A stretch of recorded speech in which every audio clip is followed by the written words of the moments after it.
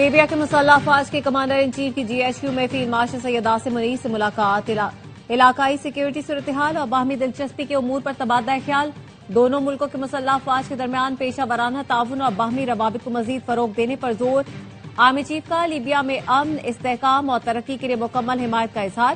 ملاقات میں deputy commander in chief Saddam خلیفہ بھی موجود تھے۔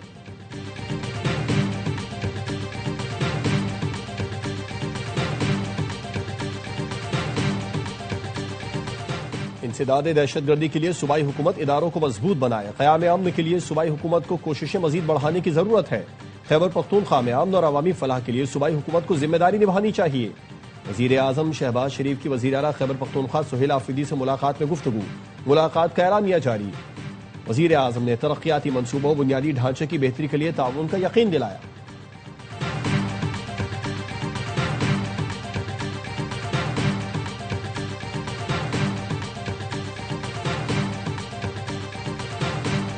کرپشن دیمک کی طرح ملک کو کھا رہی ہے۔ وفاق اور صوبوں میں ہر سطح پر کرپشن ہے۔ اسمگلنگ کا پیسہ فورسز کے خلاف استعمال ہوتا ہے۔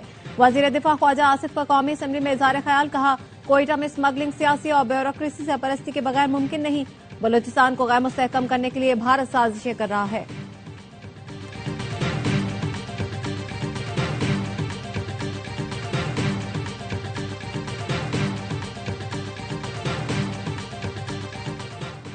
اور سیکیورٹی فورسز کا بلوچستان میں دہشت گردوں کے خلاف آپریشن، فتنہ ہندوستان کے مزید 22 دہشت گرد جہنم واصل۔ 3 روز کے دوران ہلاک دہشت گردوں کی تعداد 177 ہو گئی۔ سیکیورٹی ذرائع کا کہنا ہے کارروائی گزشتہ رات کی گئی۔ کراچی سے جہاں پر صدر میں واقع النجیبی موبائل مارکیٹ میں آگ لگ گئی ہے، فائر بریگیڈ کی 3 گاڑیاں روانہ کر دی گئی ہیں۔ نذیر شاہ سے اس بارے میں تفصیلات جان لیتے ہیں۔ نذیر بتائیے، آگ کی نوعیت کیا بتائی جا رہی ہے؟ صدر کا علاقہ ہے جہاں پر النجیبی کے نام سے مارکیٹ ہے، وہاں پر آگ لگ گئی ہے۔ یہاں پر الیکٹرانکس کے آئٹم، موبائل اور دیگر دکانیں موجود ہیں۔ جو اس کے اوپری منزل ہے اس میں آگ لگی ہے جس نے پورے فلور کو اپنی لپیٹ میں لیا ہوا ہے۔ ہماری ریسکیو 1122 سے بات ہوئی ہے جن کا کہنا ہے کہ فائر بریگیڈ کی 3 گاڑیاں یہاں پر روانہ کر دی گئی ہیں، جبکہ جو موبائل مارکیٹ کے تاجر ہیں اور ان سے بھی ہماری بات ہوئی ہے، ان کا یہ کہنا ہے کہ آگ کی شدت بہت زیادہ بتائی جا رہی ہے۔ آگ نے فلور کو لپیٹ میں لیا ہوا ہے اور اس وقت تک فائر بریگیڈ کی گاڑی تاحال وہاں پر نہیں پہنچی ہے۔ یہاں پر عوام بہت بڑی تعداد میں جو مارکیٹ کے دکاندار ہیں ان کا بھی یہاں پر رش جمع ہو چکا ہوا ہے، اور اوپر جو جس جگہ پر آگ لگی ہے یہاں پر کئی دکانیں، جب یہاں پر جیسی آگ لگی ہے تو دکانداروں کی جانب سے وہاں سے فوری طور پر نکلنے کی کوشش بھی کی گئی ہے، اور وہاں پر کروڑوں روپے کا مال بھی موجود ہے، جس طرح موبائل کے آئٹمز ہوتے ہیں، دیگر الیکٹرانک اشیاء ہوتی ہیں، اور ویری نون مارکیٹ ہے یہ النجیبی مارکیٹ، جو بالکل عبداللہ ہارون مارکیٹ سے جاتے ہوئے جو لنک روڈ ہے اس کے اوپر ہی موجود ہے۔ اور فائر بریگیڈ کی جو گاڑی ہے یہ تاحال وہاں پر نہیں پہنچی ہے۔ ان کا یہ کہنا ہے کہ جلد وہاں پر پہنچ کر آگ پر قابو پانے کی کوشش کی جا رہی ہے۔ جی، تو یہاں پر تاجروں کا نذیر شاہ کیا بتانا ہے؟ مجموعی طور پر اس وقت کتنے لوگ ہو سکتے ہیں اس فلور پر، خاص طور پہ جہاں پر آگ لگی ہے، اور پوری موبائل مارکیٹ میں، اس پوری بلڈنگ میں کتنے لوگ ہو سکتے ہیں؟ ہلو جی نذیر، یہ بتائیے اس وقت اس فلور پر کتنے لوگ ہیں؟ یہاں پر تاجروں کا کیا بتانا ہے؟ جو لوگ اس وقت وہاں پر موجود ہیں پوری عمارت میں، انہیں باہر نکال لیا گیا؟ دیکھیں، یہ اس وقت کچھ بھی کہنا قبل وقت ہے۔ دراصل یہ کثیر المنزلہ عمارت ہے اور اس میں دفاتر بھی ہیں، اس میں الیکٹرانک کی دکانیں بھی ہیں، اور پارکنگ کے بعد جو پہلی دوسری منزل پر، بظاہر ایسا لگ رہا ہے یہ پہلی یا دوسری منزل پر جہاں سے یہ فلور شروع ہوتے ہیں وہاں پر آگ لگی ہے، اور جو دکاندار ہیں ان کا یہی کہنا ہے کہ وہ وہاں پر پہنچ کر صورتحال کا جائزہ لے رہے ہیں۔ ان کی جانب سے یہی ہمیں بتایا گیا ہے کہ اب تک فائر بریگیڈ کی گاڑی نہیں پہنچی ہے، اور جو مارکیٹ کے جو عہدیداران ہیں ان کا یہی کہنا ہے کہ جلد از جلد فائر بریگیڈ کی گاڑی یہاں پر پہنچے تاکہ صورتحال کو کنٹرول میں کیا جا سکے، کیونکہ جس جگہ پر آگ لگی ہے وہ یہاں سے پھر اوپر کی جانب جائے گی تو مزید اس سے نقصان پہنچنے کا اندیشہ ہے، اور فائر بریگیڈ کی گاڑی کا یہی بتایا جا رہا ہے کہ تاحال نہیں پہنچی ہے، اور جو وہاں پر موجود دکاندار ہیں، لوگ ہیں، وہ اپنی مدد آپ کے تحت اس سے بچاؤ کے اقدامات کر رہے ہیں۔ گل پلازا میں جب آگ لگی تھی تو اس کے بعد ہر شخص اس طرح کی جو آگ ہے اس سے خوفزدہ نظر آتا ہے، تو ان کا یہی سب سے پہلے کوشش ہے کہ کسی طریقے سے یہاں سے سب سے پہلی کوشش ہے کسی طریقے سے آگ پر فوری طور پر قابو پایا جائے۔ نذیر شاہ تفصیلات بتا رہے تھے، آپ کا شکریہ۔ وزیر اعظم سے ملاقات بانی کے لیے تھی، نہ ان سے متعلق کوئی بات ہوئی۔ ملاقات اپنے صوبے اور عوام کے لیے کی۔ صوبے کے مسائل پر بات ہوئی۔ وزیر اعلیٰ خیبر پختونخوا نے ملاقات کا احوال بتا دیا، کہا ملاقات سیاسی نہیں تھی، صوبے کے حالات سنگین ہیں، دہشت گردی کے حوالے سے مشترکہ لائحہ عمل پر تبادلہ خیال کیا گیا۔ پی ٹی آئی کی پارلیمانی پارٹی کا اجلاس، وزیر اعلیٰ Khyber Pakhtunkhwa, chairman P T I barrister Gohar Aamir Dogar اور اراکین قومی اسمبلی اور سینیٹر شریک۔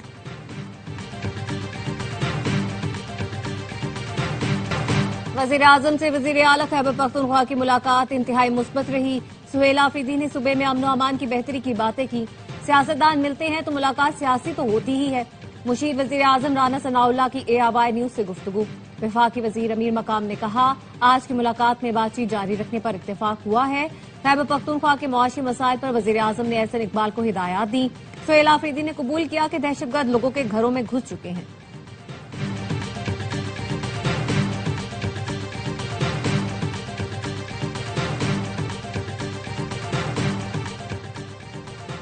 وزیر اعظم شہباز شریف صدر مملکت آصف علی زرداری سے ملاقات کے لیے آج ایوان صدر جائیں گے۔ ذرائع کا کہنا ہے ملاقات میں سیاسی اور معاشی صورتحال کا جائزہ لیا جائے گا۔ ملاقات میں دہشت گردی کی حالیہ لہر کے بعد پیدا ہونے والی صورتحال پر بھی غور ہوگا۔ وزیر اعظم سے دورہ پاکستان پر آئے صدر عالمی بینک اجے بنگا کی ملاقات۔ وزیر اعظم کا کہنا تھا، عالمی بینک کا کنٹری پارٹنرشپ فریم ورک کے تحت تعاون قابل تحسین ہے۔ حکومت پائیدار اقتصادی استحکام کے لیے جامع اصلاحاتی پروگرام پر عمل پیرا ہے۔ اجے بنگا نے حکومت پاکستان کی اصلاحاتی کوششوں کو سراہا۔ اجے بنگا نے پرتپاک استقبال اور مہمان نوازی پر وزیر اعظم کا شکریہ ادا کیا۔ لاہور میں بسنت منانے کی تیاریاں، سڑکوں کو پتنگوں گڈوں کی تصویروں سے سجا دیا گیا۔ موچی گیٹ کے دکاندار بھی بسنت کے رنگ میں رنگ گئے۔ وزیر اطلاعات پنجاب اسما بخاری کہتی ہیں، بسنت کے 3 دن الیکٹرک بسیں، رکشے اور ٹیکسی مفت سہولت فراہم کریں گی۔ بسنت منانے کی اجازت صرف عوام کو دی گئی ہے۔ حکومت کا کام صرف SOPs پر عمل درآمد کرانا ہے تاکہ لوگ تہوار کو انجوائے کریں۔ مانگ پوری کرنے کے لیے محکمہ داخلہ پنجاب نے قصور، شیخوپورہ، فیصل آباد اور ملتان میں بھی پتنگ بازی کا سامان تیار کرنے کی اجازت دے دی۔ چاروں اضلاع میں پتنگ بازی کا سامان تیار کر کے لاہور بھیجا جائے گا۔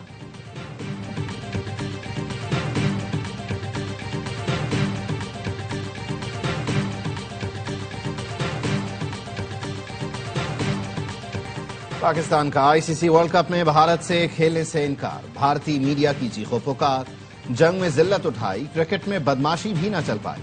گودی میڈیا کو اب کرکٹ کی اسپرٹ یاد آ گئی۔ بھارتی میڈیا اپنی سرکار پر چڑھ دوڑا، بولا ہم نے کیوں بائیکاٹ نہیں کیا، BCCI کیوں میچ کھیلتا رہا۔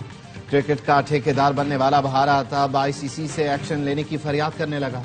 پاکستانی حکومت اور کرکٹ بورڈ نے بتا دیا، کرکٹ میں کسی ایک ملک کی بدماشی نہیں چلے گی۔ بھارتی رکن پارلیمنٹ ششی تھرور کہتے ہیں، پاکستان نے بنگلہ دیش کے ساتھ اظہار یکجہتی کرتے ہوئے بھارت سے میچ کا بائیکاٹ کیا۔ بھارت کے لیے یہ ویک اپ کال ہونی چاہیے۔ کھیل کو سیاست کی نظر سے دیکھنا افسوسناک ہے۔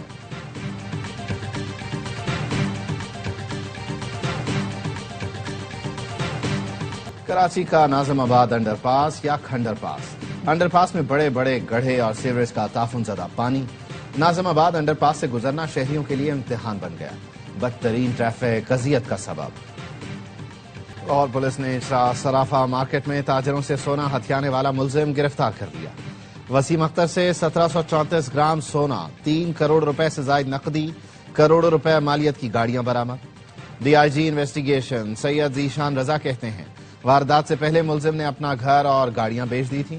ملزم کے خلاف 20 مقدمات درج ہیں۔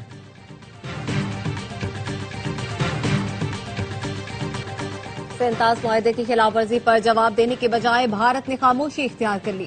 اقوام متحدہ کے خصوصی نمائندوں کے سوالات پر جواب کے لیے 16 دسمبر 2025 کی ڈیڈ لائن ختم ہوئے 45 دن گزر گئے، لیکن نئی دہلی کی جانب سے کوئی جواب سامنے نہیں آیا۔ بھارت تاحال اپنے یک طرفہ اقدامات کی وضاحت پیش کرنے میں ناکام۔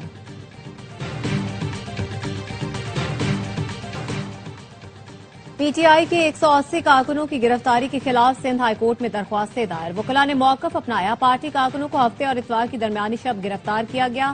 MPO کے تحت مجرمانہ سرگرمیوں میں ملوث افراد کو گرفتار یا نظر بند کیا جاتا ہے۔ PTI کے سیاسی کارکنوں پر MPO کا اطلاق غلط کیا گیا۔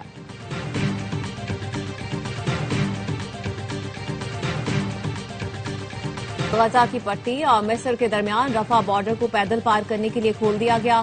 जख्मियों और बीमार समेत 150 अफराद को मिस्र जाने की इजाजत दी गई। इसराइली कब्जे के बाद इसे बंद कर दिया गया था और 2 साल बंद रहा।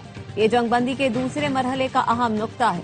इसराइली वजारत दिफा का कहना है इसे सिर्फ मकामी अफराद की आमद और रफ्त के लिए खोला गया है।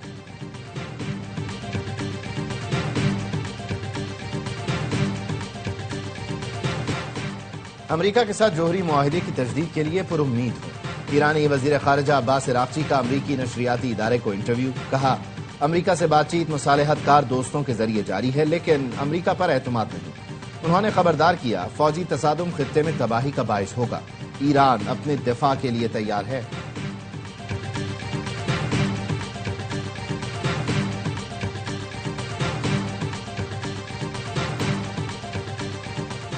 खामनाई इलाकाई जंग की बात क्यों न करेंगे? जाहिर है वो ऐसा ही कहेंगे। आयतुल्लाह खामनाई के बयान पर अमरीकी सदर डोनाल्ड ट्रंप का तबसरा। कहा, मुज़ाकरात नाकाम हुए तो देखेंगे खामनाई ठीक कह रहे थे या नहीं।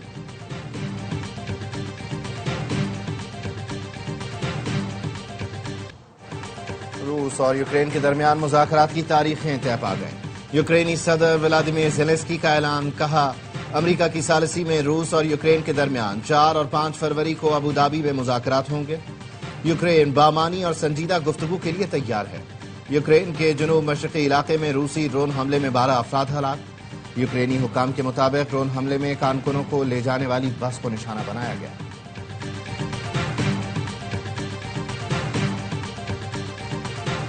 दुबई में नोबेल इनाम याफ्ता अफराद की कॉन्फ्रेंस इमराती सदर ने इफ्तिताह किया। कॉन्फ्रेंस में 150 से ज्यादा आलमी माहिरीन शिरकत कर रहे हैं। 3 रोज तक जारी रहने वाली कॉन्फ्रेंस में मसनूई जहानत और क्वांटम फिजिक्स पर गुफ्तगू की जाएगी।